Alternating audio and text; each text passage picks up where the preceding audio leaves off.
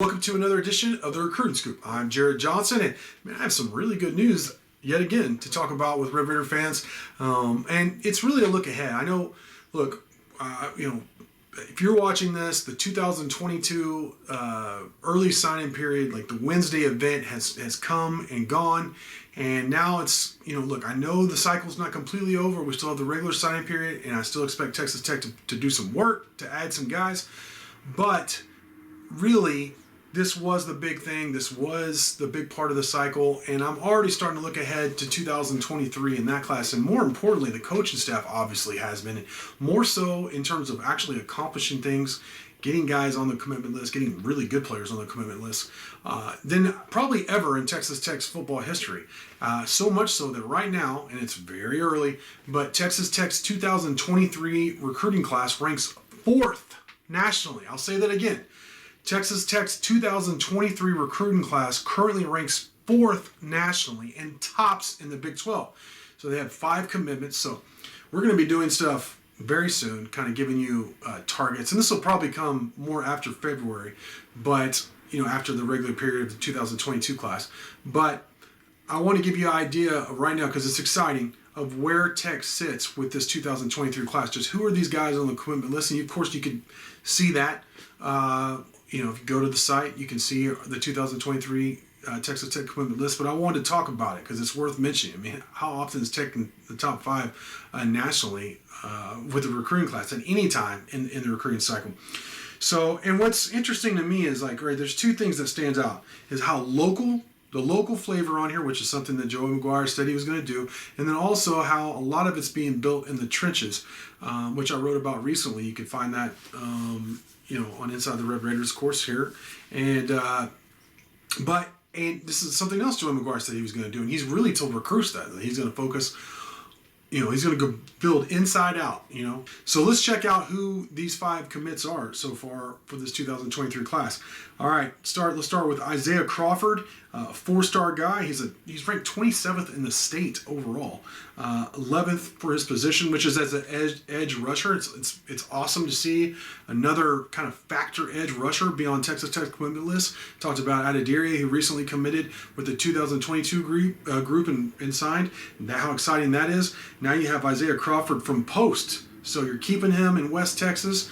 Like I said, 6'4", 210. The guy could really move. And then, another guy in the trenches that recently committed to Texas Tech is Daniel Sill, a 3-star guy at a College Station A&M Consolidated. And watching his film, he has really nice feet. He's very athletic. He's got a mean streak. His power on contact in terms of getting pancakes and getting guys to the ground is very strong. There are some minor technical things he could work on, but that's something that he'll get coached up. Daniel Sill, he's a 4-star guy on Rivals, but he's still highly rated. Top 60 player in the state. What a great get for the Red Raiders. I mean, seriously. I want to stay offensive lineman. It's another local guy, Caden Carr. From Amarillo, 6'5", 300. He's a big dude already as a junior. He's ready to play, in terms of his size. Another mauler type guy, in my opinion. I don't know. I wouldn't say he's necessarily as athletic. I mean, he's carrying a lot more weight than Sill, but he's certainly a mauler. I mean, his guy goes backwards, I mean, he gets after it. And both these guys have mean streaks. They're getting bullies, and I really like that. And then, this isn't in the trenches. It's not local, but boy, I really like this player. Calvin Simpson Hunt, 3-star safety at a Waxahachie, or cornerback out of Waxahachie.